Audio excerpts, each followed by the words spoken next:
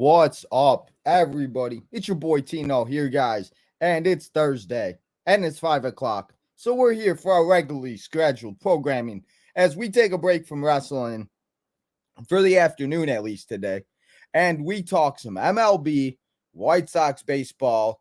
MLB just had their All-Star break. We were here watching it on Monday and Tuesday, All-Star game and Home Run Derby.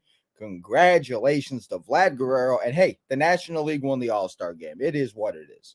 But now, second half begins. Teams are in first place. Teams are feeling good. Teams are feeling bad, like the White Sox sitting 8 games out of first place. Didn't go as me and Drew expected that we talked about last week here on the SouthSide Boys. Thank you again to Drew for coming and hanging out last week. I do appreciate it.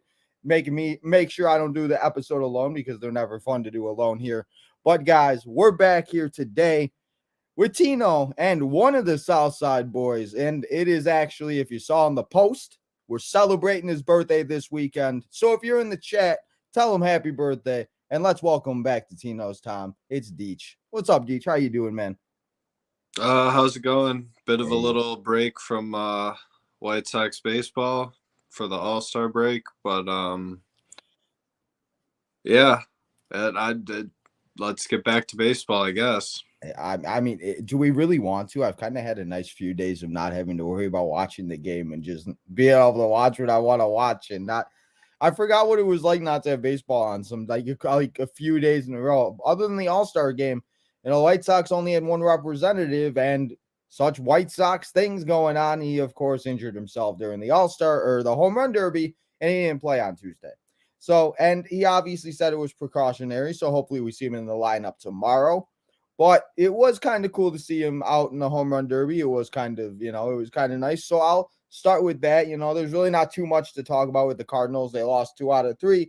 One game, they won the game on Friday, didn't score on Saturday, and then they could have won on Sunday, but Tim Anderson struck out. And another reason on why maybe he should not be batting second in the lineup. And I wish and I pray that maybe he'll be batting 5th or 6th on tomorrow, but I doubt that's going to happen. So let's talk about the Home Run Derby. What did you think about the Home Run Derby? And we really haven't talked about it too much. What do you think about like the new way they do it and everything like that? Like, do you enjoy it? Did you watch it at all? Or did you just take a 4-day break and said screw it? I watched it until Robert got knocked out. Then I was kind of less interested. So, I mean, I watched it. I used to like the old way that they did it where they would get a number. Wasn't it outs that they used to it was give? 10 outs they got. It Yeah, was like 10. I preferred that format. But I will say, Luis Robert, that first round, you saw the growth of him in the sense of he kind of let his personality out where A normally little bit, yeah. very reserved, where you could see a huge smile on his face. And I mean, he got in a groove that first round and put on, I mean, he hit 5 out of the top 8 highest distance balls in the home run derby. I mean, the guy was murdering baseballs. So it was cool so to represent from the White Sox in the home run derby. The what? I said it was cool to have like a player actually represent the White Sox in the home run derby. I mean, growing up, I don't remember ever. I don't know when they last did, but it doesn't happen a lot. No. And it's sad because you think that we probably should with as many power hitters as we have. Frank Thomas, of course, did it. And I think the last person to do it for the White Sox, he actually made it to the finals. It was Frazier in 2016. Yeah, 2016. I think he was the last one. He made it to the finals. And I think he lost. Who did he lose to? I think it was like Prince or something like that. It's like one of the regular winners or something like that. I could be wrong. But anybody in the chat, let me know who. Go look up 2016 Home Run Derby, not Hall of Fame. But yeah, no, it was really cool. And like I said, effortless power, man. Some of the home runs, man, this guy was just swinging at it. It was going out. And it's so funny when like you listen to these announcers on like ESPN and everything. They will not give the White Sox credit no matter. I get the bad season, but like no matter how good a player is, Robert could have won it, and it would have been like, well, Robert won it, but the guys didn't show up. So it's like it's just so funny when it's like they actually do talk good about some of these players, and it's like, and then of course we wake up on Tuesday and he gets hurt, and it's such a White Sox thing to do. But the home run derby, I always enjoy. I'm kind of the opposite. I like it this way, and maybe it's because I kind of grew up like loving the brackets. Like I love eliminations. And I don't know, maybe if it just seems like it goes a little bit quicker and stuff like that. But the thing about the 10 outs, it was just a little bit more of like you had to be strategic about it. And it's like you do have to be more strategic about it now. But the amount of home runs that I feel like we see now is kind of like crazy. Because like the amount of home runs that these guys hit is like even like Julio Rodriguez, like the fact that he got eliminated as fast as he did, I did not see the final two being the final two who they were. And then they just kept taking shots at the Cardinals all night because they had Adolis Garcia and Randy Arozarena. I'm like, damn, like you don't got to take shots at teams like that, but they don't care. So those trades were worse than us trading Fernando Tatis Jr. for James Shields. I mean, definitely. Garcia and Rosarena, I mean, they obviously struggled, I think, a bit when they first came up, but I mean, to just not see that out whatsoever and just abandon it just bad trades. And it's funny that they made bad trades and they're still like, yes, they're having a bad year this year, but like it really hasn't affected them. And it's like if you add them to the Cardinals, like the fact that they would have Nolan Arenado, Paul Goldschmidt, Randy Arozarena, and Adolis Garcia is kind of sick. And I always say it like I every time at least I watch a game, I always say it to whoever I'm talking to, or my uncle, or I text you, or whatever. There's always an ex-White Sox player that we traded 5-6 years ago that now is doing great, like Bassett or Simeon or Dunning pulling stuff out of it. You know, it's like we get rid of these guys. We traded the closer who pitched against us on Toronto for cash considerations. Wait. Huh? Rick Hahn traded Jordan Romano, the closer of the Blue Jays currently. Yeah, I didn't know that one. When he was a prospect, he traded him for cash considerations. It was all about that money with Jerry Reinsdorf, bro. Well, I don't know about you, but I didn't really watch too much of the All-Star game, as I said before we were talking. Didn't really watch it. They took away the uniforms. I really liked when they used to come out in their old uniforms. They didn't even do the introductions like they used to. As you said, they just had them walk out and introduce them. And I don't know. It's like it felt like I was watching like two like teams, and it just like I don't know. There was just something different about it. Like when they would like come out with their uniforms and they would like I don't know. How do you feel about the All-Star game? And did you even watch any of it on Tuesday? I watched bits and pieces of it. I do like now, I mean, and this is just more the advancement of technology. I enjoy when they do mic up the players. Oh, yeah, that's fun. I feel it does give you more of a it gives you more of a feel of like how they are. Like Randy Arozarena, obviously a huge jokester. They had him, I believe it was either him or Freddie Freeman mic'd up, and he got to first base and was sitting there kind of joking with the announcers or commentators, and all of a sudden they were talking to him and the pitch comes, he takes off for second base. He got thrown out, but I mean, the guy just has a personality, which is cool to see. And I mean, the younger generation of baseball players are more willing to kind of be out there and be themselves. Whereas before it was a more serious type game. Well, yeah. And I think that's a lot of it too. And if I will take one positive, it's that. And I wish they would use more of the different camera angles, like with like they had the cam, like the camp where like on the you know, like where like I think they had it on his chest. And it was like that, like the camera angles are really cool, like the drones and stuff like that. If there's anything I will take away from it, I feel like that's the best. But I mean, like the fact that they were wearing these ugly uniforms, I didn't know who was what team. I was all types of confused. Like, at least let them wear their hats, you know, at least like if we see a different color hat. I don't know, bro. But, you know, Robert didn't play. It really didn't give me anything to really watch. And it's sad that we're now that team that doesn't even have an all-star representative. So, National League did win for the seventh time, or for the first time, I think they said, in 7 years. And like I said, long time, I love the All-Star game. It used to be one of those things I'd always watch it. I'd always stay up. I remember one All-Star game staying up until like 12:30 because it was like a 4-3 game. It was extra innings. It was one of those like nail bite. I felt like I was watching like a playoff game. But it's over now. They've had these last 2 days off, Wednesday and Thursday. And we're back at it tomorrow. And the White Sox got the greatest schedule of all time. They opened it up with the Atlanta Braves in Atlanta. They go over and play the New York Mets. And again, we've seen the White Sox play the Oakland A's and the St. Louis Cardinals. So it doesn't matter the team's record or how bad they really are. They go and play the Mets. And then they go, and it's the Twins, right? They go and play the Twins next. Or is it the Guardians? Is it the I Guardians? know it's the Guardians and Twins. I'm not sure the Is order. it? I think it's the Guardians. So I'm gonna The look that up in a Guardians, I think second. they're at home against the Guardians. They are going to Minnesota. Okay. So they go to Minnesota next Friday, and that's where they will be. And that's a huge series because if the Twins are still in first place, again, there's no hope right now because we're 8 games out again. But 1 week could literally change everything, and we see how bad this division is. So I'm gonna just throw that out there. But first, the White Sox got to worry about the Atlanta Braves. And the Atlanta Braves are exactly what we were hoping the Chicago White Sox were going to be. At least somebody did that because they're 60-29. But we'll talk about it a little bit as after I read the pitching matchups. And it's such a White Sox thing to do to go in and play up to the standards of the Atlanta Braves. So tomorrow, Michael Kopech is coming off the injured list. So hey, we get a pitcher back. Hey, applause. He's going up against Charlie Morton. If you don't know who Charlie Morton is, he was on the Tampa Bay Rays, etc., etc. He's 9-6. And then on Saturday, we got Double L. Hey, at least Double L's not pitching on your birthday. That's good. That's a good thing. He's been good though recently. I know he has been.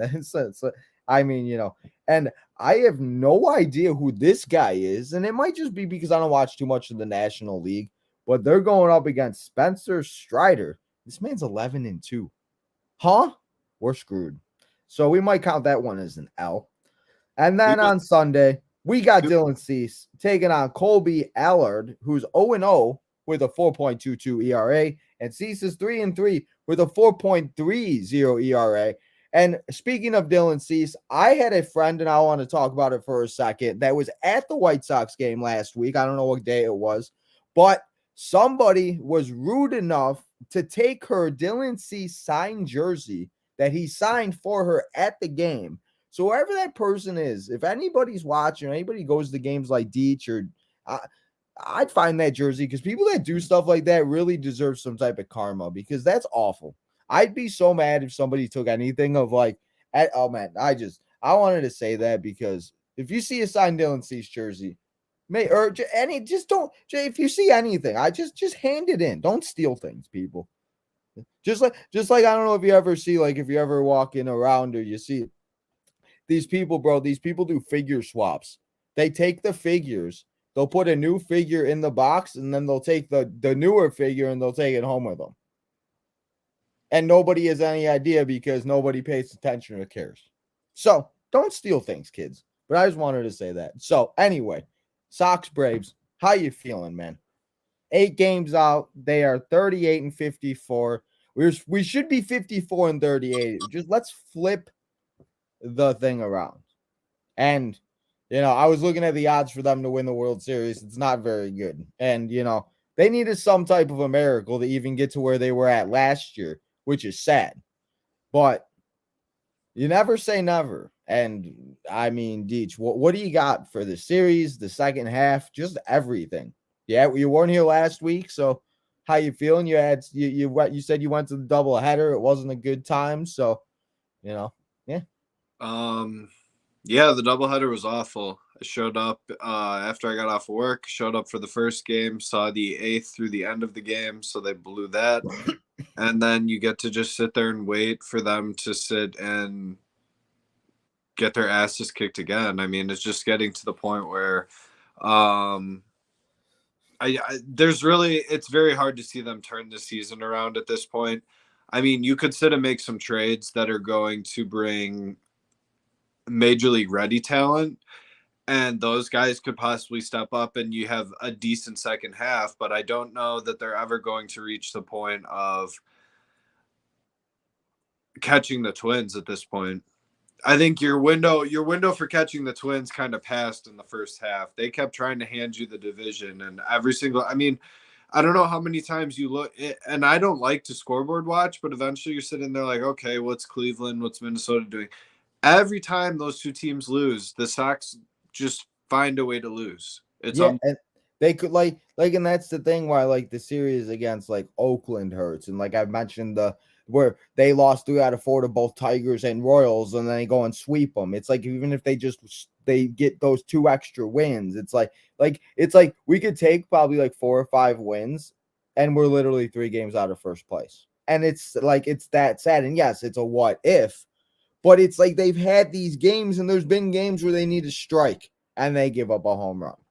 And you're absolutely right. And I mentioned it a minute ago. Like I said, hypothetically, some crazy sweep happens. And again, it could happen, but it's just like it's one of those things. It's like they've proven absolutely nothing to show that they are going to do that. And is 4 days off really going to do and really going to help this team? Did they go out to dinner? Did they have like a meeting? Like that's the thing. So, I mean, I don't know. Yeah. So, but keep going. I just wanted to mention that. So, I mean, in regards to the Brave series, knowing the Sox, they'll come out and win 2 out of 3. He said, hey. I mean, they tend to play better against teams that are good.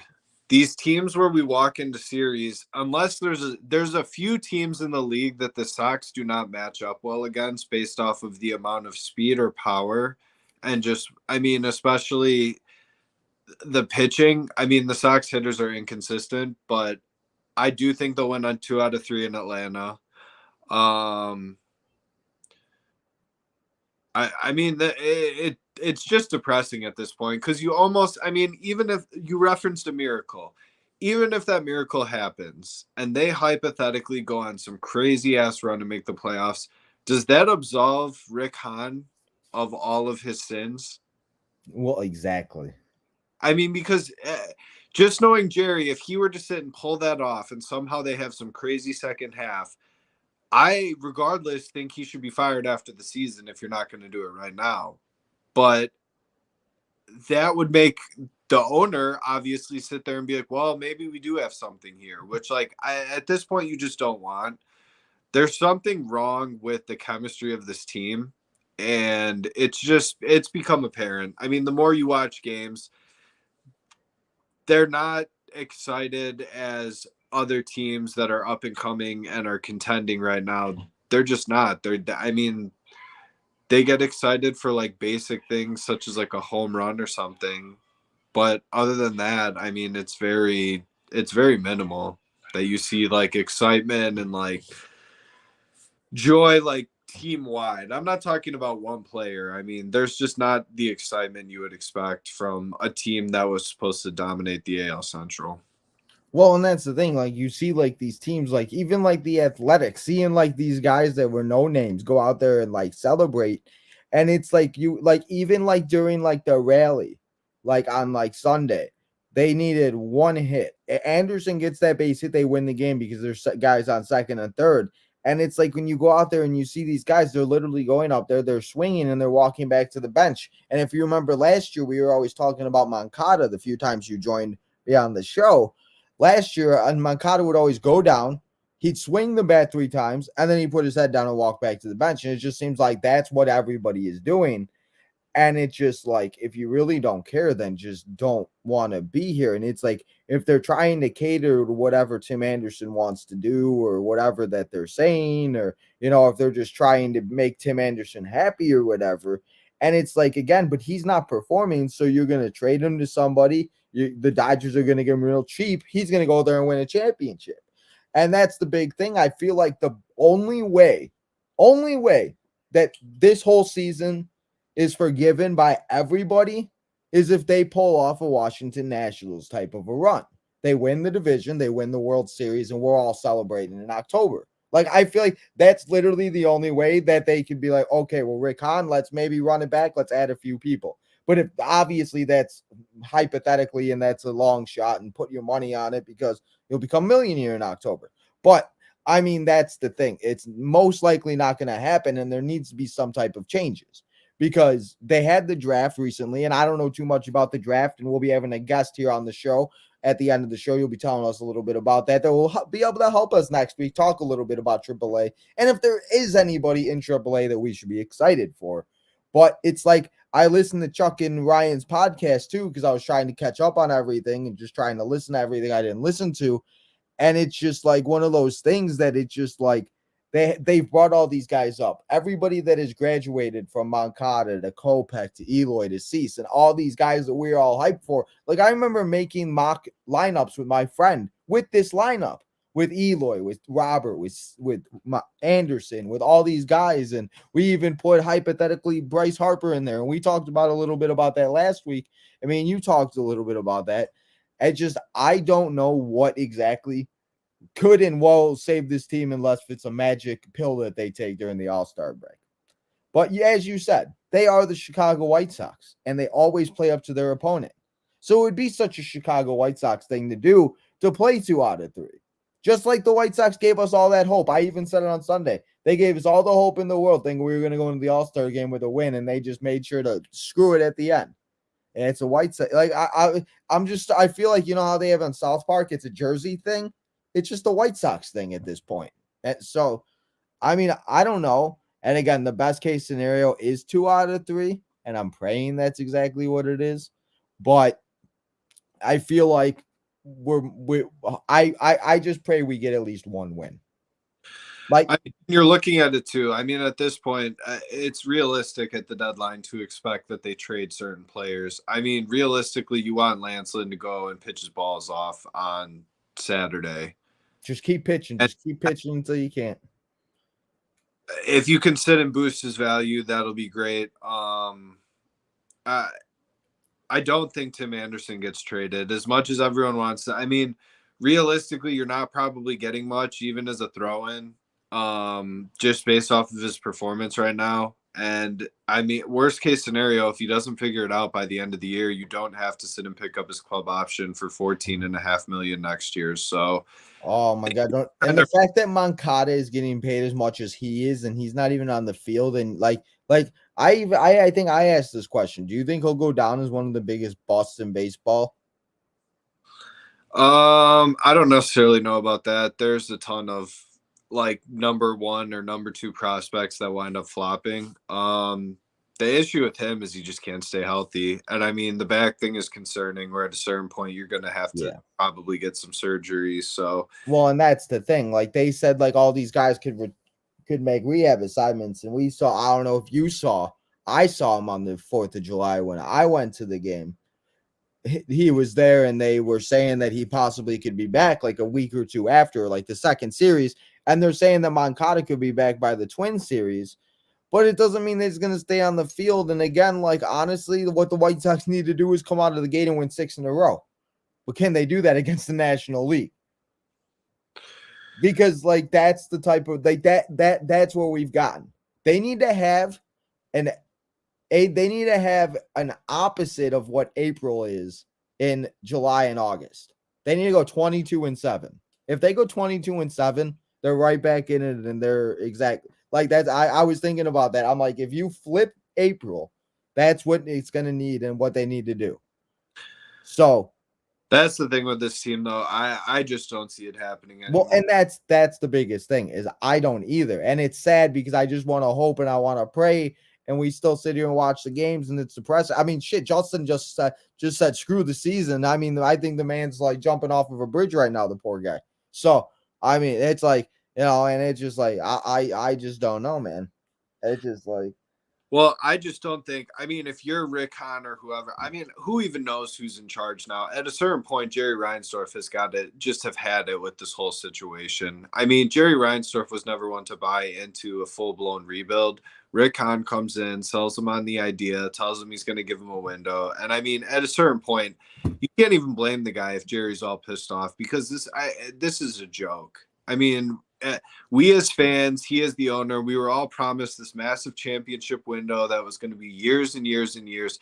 You gave us 2 fucking years and we won. Constant. I always remember the quote. He said, I want to build this team to have constant consistency throughout the years. And I want to be a team that could yeah.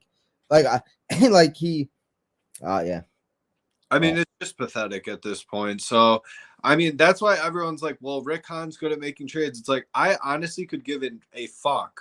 I don't care. Rick Hahn should have zero part of anything that takes place that's going to impact past this season. His input should be very minimal. Move on. I mean, it's over. You lost. There's no like, oh, you get a second shot at this. That's a joke. I mean, yeah. I just don't know. The direction of the team is very. There are certain spots. I mean, you need a catcher for next year. Right now, you're looking at Yasmani Grandal's contract being up at the end of the season, which leaves you with Sebi Savala and Carlos Perez, which I'm sorry, one of them can probably back up the catcher, but you need some sort of catching that's more consistent. And well, exactly. And you need to find like catcher draft, but the catcher that they took, I'm not cutting the guy down or anything. The ones that they were targeting higher in the draft just got picked prior to their pick, so there's really nothing they could do about it. So, he's not needing a drink for this. I mean, why even wait till the deadline at this point? That's the thing, because I want to talk about, like, I want to spend a minute on like talking about the trade deadline and everything after we talk about the Mets and everything, because that's the thing is, like, that's why I'm saying, like, if the White Sox win like 5 out of 6 or hype whatever, like, they're gonna try to whatever. But if they come in and they get swept by the Braves and they lose 2 out of 3 versus the Mets, I'd start making trades next Friday when they start playing the Twins, because it's like, how long are you really gonna wait? So let's get to the trade deadline after we talk about the Mets. So I just looked, there is no pitching matchups as of now, and we did see, and I know you sent me something about Clevinger. Well, he probably won't be back till like late July, early August. So we're probably going to get a bullpen game in there. We'll see Giolito pitch, and then we'll probably get another bullpen day or something. I don't know. So we're going to have to see what happens. The Mets don't have any pitchers either. They're obvious. I think they're probably just going to wait till see what happens this weekend, most likely, I would assume. Because I'm assuming, too, because Kopech is starting tomorrow, they got to make roster moves. So I would assume that a few people might come off the IL and a few people, somebody's probably going to come on the IL. I wouldn't be shocked. So, yeah. So playing the Mets are not exactly in the same position where we are. They're playing a little bit better as of now. Of course they are. But the Mets were supposed to be the juggernaut. They were supposed to be the team sitting at 60 and 29. They went out and got JV. They went out and spent all this money. They got all these people. The Mets just spent all this money, and they're not doing so hot. They're 42 and 48. They are, yes, 42 and 48. We play them in New York, and we always love playing in New York. I hate playing in New York, just saying.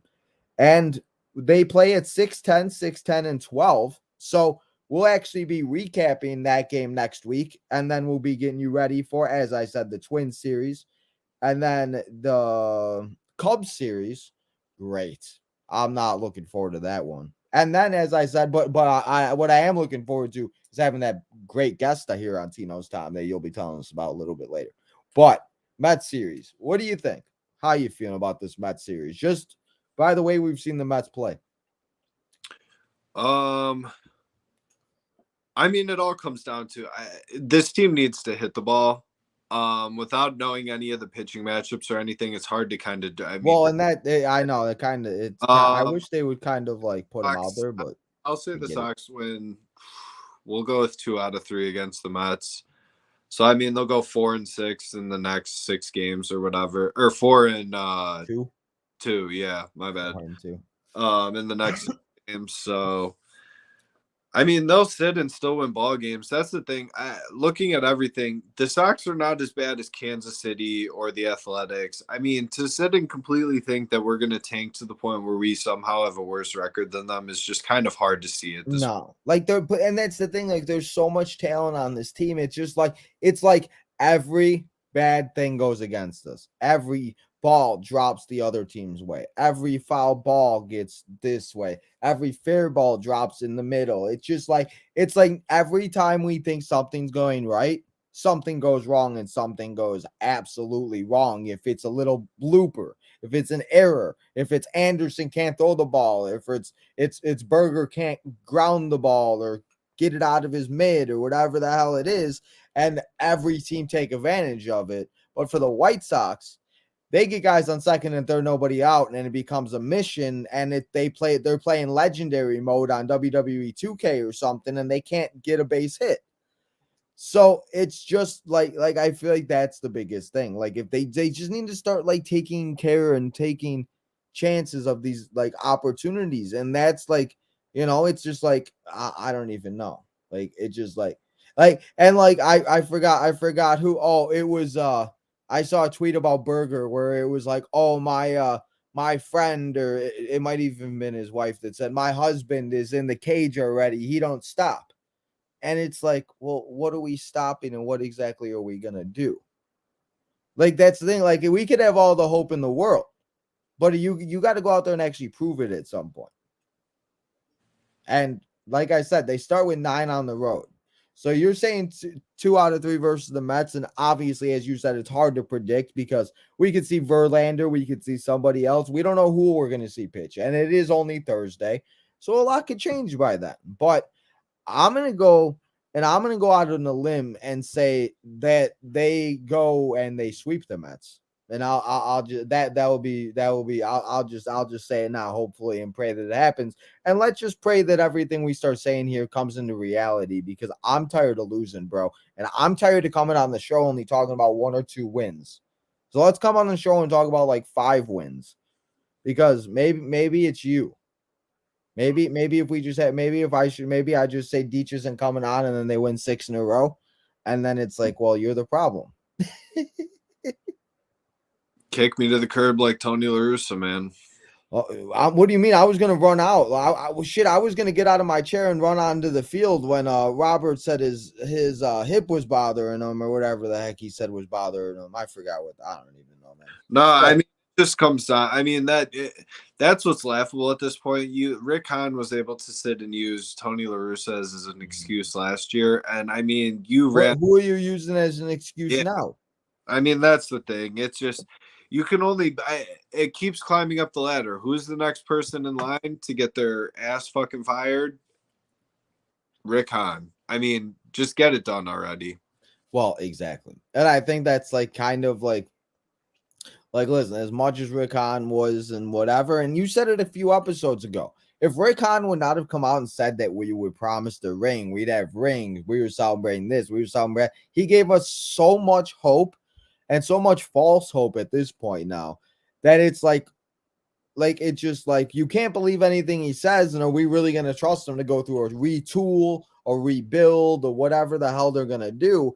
And again, like I've said, I don't think you can go through a rebuild. I think you got to go through a retool. And like you said with Anderson, you're not going to get any value for him. So why not just keep him right out the season, see what happens, and hope for the best, and then figure it out? Because that's the biggest thing. Is it's like, why trade somebody just to trade somebody? Like we talked, like you said about the Blue Jays guy. Like, imagine that guy right now being our closer, bro. Imagine how many more games we would have won. Like that, you know what I mean? Like, that's the types of things where it's just like he traded him for cash. And obviously you don't know that at the time, but it just like, don't just make a trade to make a trade. Just like we picked up the dude from the DC, the Sox made some random ass trade with the Royals or whatever. That guy's gonna be the next big star. It's just like, well, that means someone from the bullpen's getting. I mean, I was gonna say this as my guarantee. I think someone is traded by the end of the weekend. So, and who do you think that is? A pitcher of some sort. I mean, I don't know specifically who it'll be. I mean, it could be Lance Lynn. It could be a reliever. At a certain point, the Sox can't. No one can keep fooling them. And this is what I think. If it really comes down to how much patience Jerry Reinsdorf has, and at this point, he has to have 0. I mean, he is. You would hope so. Like, I want to be a fly on the wall and listen to a conversation between Rick, Jerry, and Kenny. Well, that's the thing. Our attendance has literally dropped the most in baseball since last year.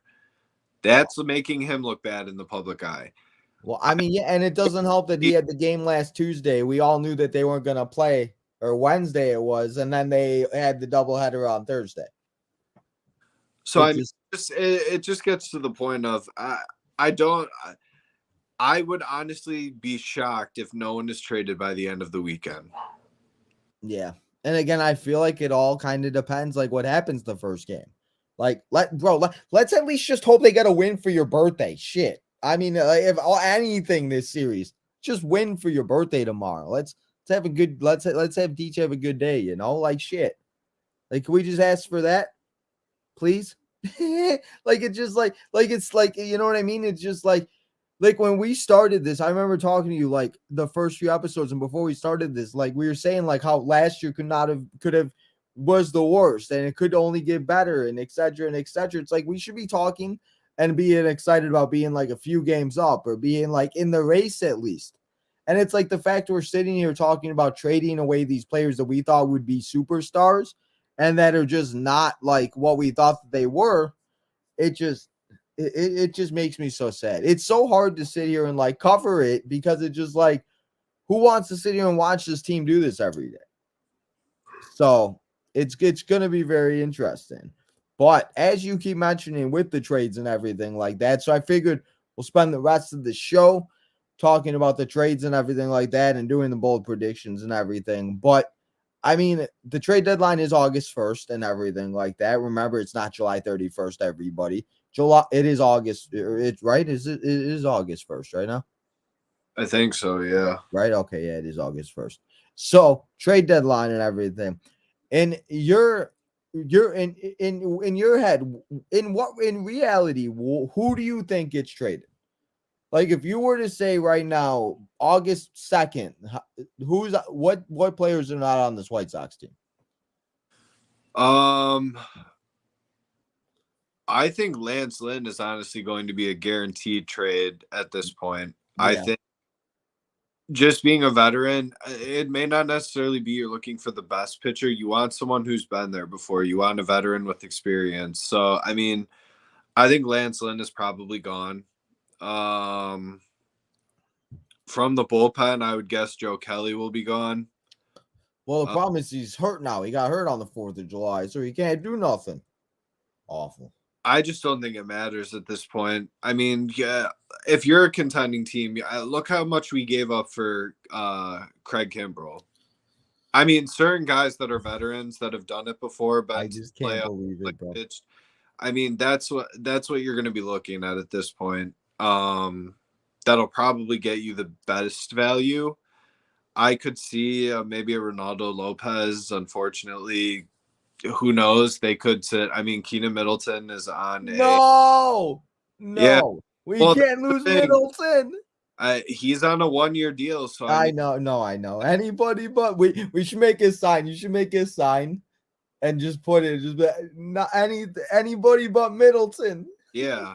Like, don't trade a fan favorite. That like kind of been a bright spot of the season. Literally. No, you're absolutely right though. He could be too. So I mean, it's definitely frustrating to see. I really I just don't know. There's so many things that you could sit and do. I don't necessarily know that Clevenger will be traded, although some team may just see it worth their effort to sit there and be like, hey, we'll give you some like mid-level prospects, and the Sox may sit and bite on it. I think what's interesting is everyone's assuming Lucas Giolito is going to be traded. And honestly, I mean, I don't know how many times he's gone out of his way to reiterate that he wants to be in Chicago past this season. So, I mean, does someone budge on the side of negotiations and either Jerry Reinsdorf kind of cave or Lucas Giolito cave and say, hey, I want to work out an extension deal and let's see what we can do.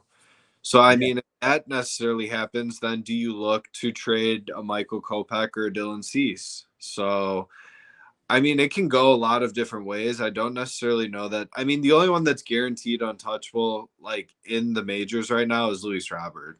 I mean, I would hope so. But other than him, I mean, it really just depends on the offers. But well, and that's the thing. I feel like that's like the big thing because they could also trade Graveman. They could trade, like you said, Lopez. They could, like, I feel like if they aren't going to trade Giolito, and I feel like if they got the right package, as much as I wouldn't want to see him go, I feel like Kopech or Cease could go. but I feel like Kopech could probably be the one to more likely go. And it's kind of sad that we're now talking about it, like, because he was the guy that was in the sale deal. He was the guy. We got him in Moncada. We also got a Luis Basabi, if anybody remembers Luis Basabi. He really hasn't done too much, but he did have a little run in the second half a few years ago for the Giants. He had a few good games. I think he had like a few good weeks or something. But I mean, it's one of those things that like I said, I think I said this last week to Drew, and I said it a few weeks ago. Like when we got that trade and everything, it's one of those things that if we do trade him, like it's like, they just need to make sure they get like the right pieces to where like they just like that's the thing, because you still have to have some type of a team. Like you can't just what are we going to trade everybody and Justin's going to be out there pitching every other day, like every fifth day. It's like you still have to have semi-major league team. And again, we have 60 plus games, 65 plus games left of the season. So it's like you got to find somebody to fill those spots. And I do not want to watch, at least I don't know about you, I don't want to watch Jesse Schultens and Tanner Baines start back-to-back days and all that randomness that would happen. So I feel like you're right with all like the pitchers and everything like that. I just feel like if they don't trade Lucas, I feel like like you said, it's all going to depend on who they get and who they're offered. Because don't just make a trade to make a trade. Make the right trades that are actually going to help this team become a contender where we were all promised. Well, that's the new baseball, the CBA agreement that they had with that last union versus the owners. They can suck the rest of this year and get a decent draft pick. But I saw some sort of tweet and I looked into it a little bit more. You can't consistently be garbage. They have made there's a change in how it's set up now where you can't just sit and tank and just keep like banking like first overall draft picks or second overall draft picks. I mean, you just don't, that's not able to be done anymore. So any of these trades that are taking place, certain instances you may want a top prospect in return, but most of these should really be guys who can either play the rest of this season at the major league level or will guaranteed be ready to start next season playing in the majors. Because you can't just sit and nothing aligns to being crappy for multiple years with this team. Jerry Reinsdorf just sat and bailed out that media company or whatever whatever's associated with Bally Sports. Oh, yeah. And his agreement with NBC Sports Chicago ends at the end of 2024. So if you're going to create a network, you can't have a garbage ass team out there next year to be like, hey, guys, I know that this isn't on cable anymore necessarily, so you should pay extra for my network to just watch the White Sox and whatever. I mean, you're going to have to put a product out there that people are willing to pay for. Well, exactly. And that's the thing. As much as I love my White Sox, I'm not paying $9.99 to watch this team lose 100 games and then watch some series about players like Zach Remillard and everything like that. And listen, I love Zach Remillard and everything. And he's been, a few like, bro, I don't know about you, but when they were hyping up that first half recap, I was like, what are we hyping up exactly? Yes, we've had a few good moments. The Andrew Vaughn Grand Slam was a few good ones. The few walk-offs were pretty fun. But in reality, what are we celebrating? They were showing highlights of games that we did great in, but we lost. It's like, why are we showing the highlights of Lance Lynn pitching 16 strikeouts? We lost the game. And it's just one of those things. It's just like, it's just like, I don't know. I just think the highlight video, just of how you worded it, was perfect in the sense of that describes this team. Yeah. This team is more concerned about what they do individually as an individual player. And I'm not saying Lance Lynn in that scenario. Lance Lynn went and pitched his ass off. Well, yeah, no, and none of these guys, and I'm not taking it like if any of them ever listens to it. That's my point is, if Lance Lynn is pitching his ass off, there's no way all of them should be going up and just completely sucking at the plate the entire fucking game. I mean, that's what pisses me off about this team. Other teams, if a pitcher is pitching that well, you best believe they're giving him run support because they're like, holy shit, this guy is pitching his ass off so we can win this game. Let's do something. But they don't. No, and the fact that they're 0-9 when the pitcher has 10 plus strikeouts is awful. Like that, those 9 wins, Deech, we are literally in first place by a game. I'd like to see in all of those games, the 9 games you mentioned, how many of those games the Sox have actually wound up striking out more than the opposing team. Because I guarantee it's over half of them. Yeah, and I'm sure they scored less than 2 runs or 0 runs in most of the games, or the pitcher pitched great and had a bad inning. Because that's the thing. It's like as soon as they get down, like I say it all the time, as soon as this team gets down, they think instead of 1 run being down, it's 5 runs. When in reality, it's just 1 run. Just get 1 run right back, call it a day, it's a tie ball game. Then don't stop now, boys. But they get down by 2 runs, and it's like, well, the game's over. Let's just get through it. And it's like, we have 27 outs, people. Let's not go up there and swing at everything. And it's like watching this team live, like made me sick to my stomach because at least I could like walk away and turn it off when I'm sitting where I'm at right now. But I can't turn it off when I'm sitting there. And it's just like and then Robert hit the home run and everything like that, and it was a good time. But as soon as they gave up the lead, it's just like that's the thing. They can't play without it. They don't like to play with a lead. They get the lead, they give it right back. They can't, and then as soon as they give up 5 runs, it's like, oh, let's pitch really well then. Let's strike out the side.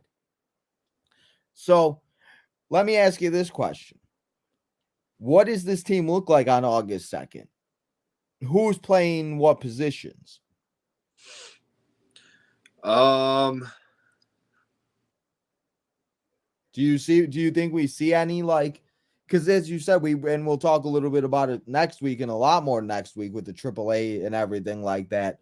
But I mean, there's nobody that could really come up and make this second half exciting. That's why when you said don't that's why I wouldn't trade some of these guys because you still got to put somewhat of a product on the field. So people that that go to all these games are at least watching some type of something. So what do you think is left of this team? Or do you think they don't make any trades? Do you think they literally don't do anything? I mean, we've seen that happen before. I mean, if they do that royally, I would be extremely pissed off. The thing is, you've ran out the same team over and over and over. It's like recycling. I mean, you've ran out the same core, excluding a second baseman and a right fielder that have been interchangeable based off of every season that Rick Hahn has had his window of contention or whatever the hell you want to call it. So, I mean, it just gets to the point where it's something needs to change. And honestly, is it just people who don't care that are on the team? Because no offense, is it Andrew Vaughn just is struggling in the sense of, I mean, I know he has a lot of RBIs, but his power seems off. His average is low. I mean, this guy was someone who they called the best hitter in his draft class when he was drafted. So, I mean, is it just he's not as good as we projected him to be? Or has there been a kind of sickness that has taken over all these guys in the clubhouse in the sense of need to sit and 100% try if I don't feel like it because I look around and half of these guys don't care. Yeah, exactly. And that's the biggest thing. So I feel like we're just gonna have to wait and see what the trade deadline. I don't know what I don't even know what day the trade deadline falls on. But I'm just going to say this right now, just so everybody knows. It does fall on a Tuesday. So I know you usually work and maybe if you get a lunch break or something, I am going to go live like I do for Raw or SmackDown. And I'm going to go live for a few hours during the trade deadline to see and if I'm be live when the trades actually happen. So maybe if you're on your lunch break, you come hang out during whatever.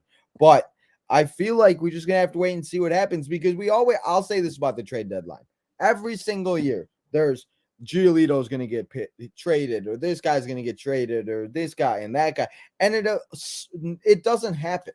There's trades that go down. There's some big trades, sometimes big trades. There's been a few I remember, but there's never a massive flurry of trades where we see trades coming in. There's a period of time where we're literally sitting there listening to these guys talk for 3 hours. and there's nothing going on. And then there's trades that can even happen after the deadline because they got to get into the, thing. And there's even games on. So if there's games on in the afternoon, then you see players being taken out of games and being like, you're getting shipped off. So I feel like a lot of the guys that we did say could be traded. It's just if they are going to get traded, and is it Rick Hott, and that's the thing. It's like, they've said it a lot, and I've heard it in a lot of like podcasts and everything. Is it Jerry? Is it like that Jerry won't let Rick Hahn do his job? Is it that is that what it is? Is it that Rick Hahn, did Rick Hahn want to get Bryce? Did he want to get Manny? Is it that Jerry didn't want him to? It's like, you know what I mean? Because if that's the case, get Jerry out the door and let's you know what I mean? Let's just get it's like Vince McMahon. If WWE fans in here, it's like Vince McMahon. You get Vince McMahon out the door, you put Triple H in charge. We see how much better WWE is. Is that what we got to do with Jerry Reinsdorf's old ass? Kick him out the building, put Rick Hahn there, and let's it's like that's what I feel. I feel like I'm watching WWE, except it's baseball. Because Vince and Jerry should be like best buddies, because that's all they care about is the goddamn money and all the dumb stuff. And I'm sure they're not friends, because if they were friends, the Sox would have had a WrestleMania or a pay-per-view at US Cellular, Comiskey Park, and everything else. So, but we've done a lot of talking today, man. And the trade deadline is in 2 weeks. So we still got 2 more episodes. So speaking of next week's episode, if you want to go and tell the people, because you kind of set this up, thank you, Deets, because you're the GOAT. So if you want to tell everybody who's going to be joining us next week, and let's hope we get Justin's butt back in here next week, but let them know who we got coming here on Southside Boys next week.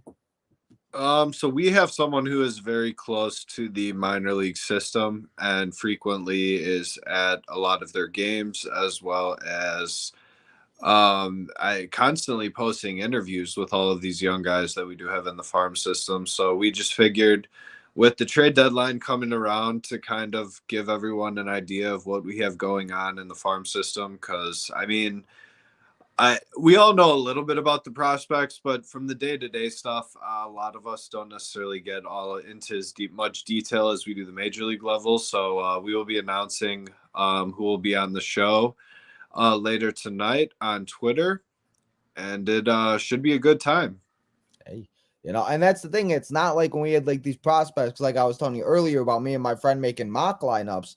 Like, it's not like we have the Moncadas, we have the Eloys, the Roberts, the C's, the Kopachs. Like, I remember looking at our prospect list and being like, damn, we're going to be a good team. See, but I almost don't want that at this point, because that proved to be so wrong. So wrong. We're so wrong. I mean, you just want guys who are going to go out there and bust their ass and want to play baseball for the sake of playing baseball and not for whatever extra BS comes along with it. I mean, that's really what it comes down to. We need more guys who just seem more dedicated to the game and have we need to have guys that have absolutely no name, but they come out there, they get on base, they steal second, they go to third, and then they go home, like LED Cruz. Can we please? There you go. Trade Lance Lynn for LED Cruz. Let's call it a day. Perfect trade. What do you think? High five, Deech. I mean, it's just like, yeah. He said, yeah. That's like, yeah. Nothing in these trades that are going to happen at the deadline. I don't expect many of them to include top prospects. They're not. They're not. It's just so it's going to be secondary and mid. Up to be this like crazy. Oh, the Sox rebuild 2.0. Oh my God, the T-shirts in September. I mean, all it comes down to is no team hands you their farm set. The only player that will sit and get you that large of a return that is available in any sort of capacity is Dylan Cease. And you shouldn't trade Dylan Cease, because what are you gonna again? He's having a down year, but we've seen what he can do, and he's really good. And what are we gonna do? Go into a pitching staff with Lucas Giolito? That's the thing. It's it's just that's I would not trade Robert or Cease. I would like that. Those are the two I would not trade. And again, unless they're giving us major deals, I feel like that's going to be the biggest thing. But as I said, 2 weeks away, so a lot can happen. Again, people could go down, people could come back, people go on a tear. we don't know what's going to happen. We can't predict the future as much as we try to in this imaginary golden crystal ball that I have right next to me. We can't predict it. So we literally just have to wait and see what happens with the Braves and the Mets and everything like that. But next week's episode, guys, is going to be a little bit of a triple A minor league episode as we do talk about the Mets and the, oh my God, the Mets and the Braves. I forgot who they were playing. We'll get you ready for the Twins. We'll get you ready for the Cubs.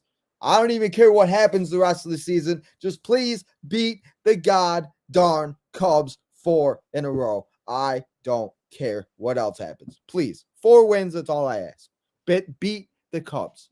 I don't need to listen to it more than I already do about how the Cubs are better than the White Sox right now, and the Sox are in their championship window. Blah, blah, blah, blah, blah. All you Cubs fans, be quiet. So, it's going to be a good episode next week, guys. So, Deech, bold predictions and guarantees. What do you got? You said your guarantee was, what'd you say your guarantee was? Somebody gets traded by the end of the weekend. Oh, that's right. That's what it is. Okay. What's your bold prediction? The Sox win all 6 of You said all 6. Hey. and just keep the Mets and Braves. Bro, I'll if they come on here, I'm popping bottles next week. We're popping bottles, bro. We're gonna be like that meme with Owen Wilson and Vince Vaughn. We're gonna be popping it. Let's go. So, well, I'm gonna say I don't even know what to say for a guarantee anymore because every guarantee I think gonna happen and never does. And my bold predictions are so out of this world and never happens. And except me calling Elvis's home run because that was, yeah. So I feel like maybe, possibly, and it's gonna be my bold prediction because I don't want to say my guarantee. Possibly, Mr. Tim Anderson hits a home run finally after being robbed in that Oakland series. I vented about that last week with Drew. Again, thank you, Drew, last week for joining me and taking over for Deech and Justin. It was a good time. Everybody go follow Drew. Bro, his TikToks are funny as hell. I can't with this man anymore. I can't. I was dying. I was just like, I can't. So everybody go follow Drew. But I'll say Tim gets a home run, and then I will say that my guarantee is that we will see at least 2 pitchers in the next upcoming week at least pitch 7+ innings. I don't know who it's going to be, and I don't know what pitchers are pitching besides the 3 that are pitching this weekend. But if it's going to happen, very well, maybe they do. Maybe these 4 days will come off, and maybe they feel good, and maybe they just come out and swing. And bro, I hope so, because that's not all we're doing. That's not all we have this weekend, guy. We got to celebrate your 30th birthday. Hey, so bro, let's. Are you excited to be 30 tomorrow? I mean, it is what it is. Age is said it is what it is.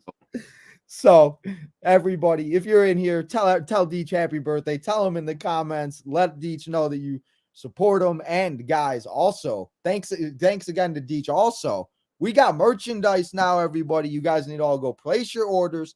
Get your SouthSide boys, get your Tino's Tom merchandise and all that good stuff. But Deech, I had to say thank you again for making all those great designs, man. Can't do it without you, I had somebody text me and say I literally bought the parade one so I could wear it in front of you and make fun of you because they're not going to win the World Series. I'm like, damn. I'm like, hey, you bought one. I'm like, I'll take it. I'm like, hey, that is what it is. So go get your Tino's Tom merch and everything else like that. But before we go here real quick, I'm going to go through the chat and see if anybody has anything good. Joe says, what's up? Joe says, what's up? We got Chumblebee in the house. What's up, Chumblebee? He says, I feel like the White Sox player who stepped out of the plate. Oh, Eloy pretty much describes the White Sox. When Eloy walked out of the box and then said, screw it. Yeah. I mean, the issues are bad. The issue is who do you trade to be worth anything? Maybe Moncada and Anderson, but I mean, I think he means Anderson and then Luis Robert Jr. But that's the thing. We're not going to get anything from Moncada, especially if he has the back injuries. Anderson ain't going to get nothing because he's batting under almost 200. And Robert is the best player in the world. And if they do that, I'm going to cry. Grandal, maybe, but what are we really going to get for Grandal? A mid prospect, I feel like maybe. I feel like that would be like the best thing. He said trade Dylan Cease for Magic Beans. What do you think about the Grandal? I mean, you won't get a ton. There could be, certain teams have god awful catching. So, I mean, you could catch him where you pair him with someone else, but. There we go. Eric has the perfect solution. Get Jerry Reinsdorf's ass out, and we have the wise man and Roman Reigns, the head of the table, take over the White Sox. I like it. Imagine Paul Heyman running the White Sox. That'd be some funny shit. Bro, maybe they put their asses in check. He says cease for Magic Beans again. Robert cannot be traded. If Robert gets traded, I'm going to cry because at this point, I have like no good players that have jerseys besides my one Canerco jersey that I have, except my mom met him at a restaurant and got it signed. So I don't want to wear it. So like when I went to the game on the 4th, I had to wear an Abreu jersey and I was kind of sad. I was just like, hey, oh, we got Chumblebee back in the house again. Chumblebee's back. I appreciate it. We got Hassan. Where were all you guys all day, guys? We've been here for an hour. Where you guys been at? He said, happy birthday, Search. Happy birthday, Deech. That was funny. But I think that's all for, did I miss anything, Deech? I think I got it all. I think I got most of it. I think. I feel like that's all the White Sox baseball I can talk to. Now, I'm having anxiety again, knowing that it's coming back. Usually I'm excited, but now I'm just having anxiety. Shit. I don't know, man. It just gets me worked up. It does. It really does. It's like I want to talk about it, and it's like I want to have a good venting session, but it's like this gets me like what you just said is exactly. I'm all just like I'm kind of like frustrated now. I'm like, why are we should not be talking about this. We should be doing like this should not be this bad. Glutton punishment. Huh? I said we're gluttons for punishment. Oh, that's what I said it to one of the people on Twitter. I was like, they said, why do we watch this? I was like, we like pain and we just come back every single day for some reason because the bad losses that they have, I come back the next day and I'm rewatching them again. And hey, I'll be watching them tomorrow, having a cheers for your birthday, and let's pray that they win. So, Deech, thank you again for coming and hanging out. Always being here with me, making sure I don't do these episodes alone because those would not be fun. And I like doing some episodes alone, but not very much of them. So we'll be back here next week with episode number 18. Can't believe we're at number 18, almost number 20, lucky number 20. Hopefully we got Justin back next week. We got to call Justin's work and be like, listen, work, you need to give Justin time off. He needs to have a 2-hour break between 5 to 7. He can come back at 7:30. And then, yeah. So we'll have Justin, and then we'll have, as Deech said, he'll be announcing who the guest is tonight on Twitter. So keep an eye out for that. And as I said, Deech, hopefully you have a great birthday, man. Survive. Don't get too hammered. We don't need you walking into walls and stuff. We need to get you back here next week. And we still need you to go to White Sox games, especially we got merch now. You got to wear all that merch. So, guys, that's all we got here for you for episode number 18. Remember to go follow all the social medias here on Tino's Time Gaming, SouthSide Boys 23. Everything here, guys, on Tino's Time. Remember to become a member as we begin membership only live streams. Remember to hit that join button. Remember to go check out all the perks. Make sure to hit that like button, as I said, subscribe, join the channel, turn that notification button on so you guys know when we go live next, which will be tonight because, guys, we'll be back here in 1 hour and 20 minutes as we begin the SummerSlam Rewind. As we go back and you guys voted, it's SummerSlam 2004. We got Randy Orton against the Reverend Wolverine. We got Eddie Guerrero in action. We got Undertaker versus JBL. We're going back a long way. So come and hang out as we watch SummerSlam 2004 and we start the SummerSlam Rewind series. But that's at 7:30, guys. So I'm going to go get some dinner. You guys go do what you guys got to do. And, guys, have a good Thursday hour. And I'll see you guys back here on Tino's Time in 1 hour. And we'll see Deech back here next week. Hopefully, he survives his 30th birthday. But, guys, see you later.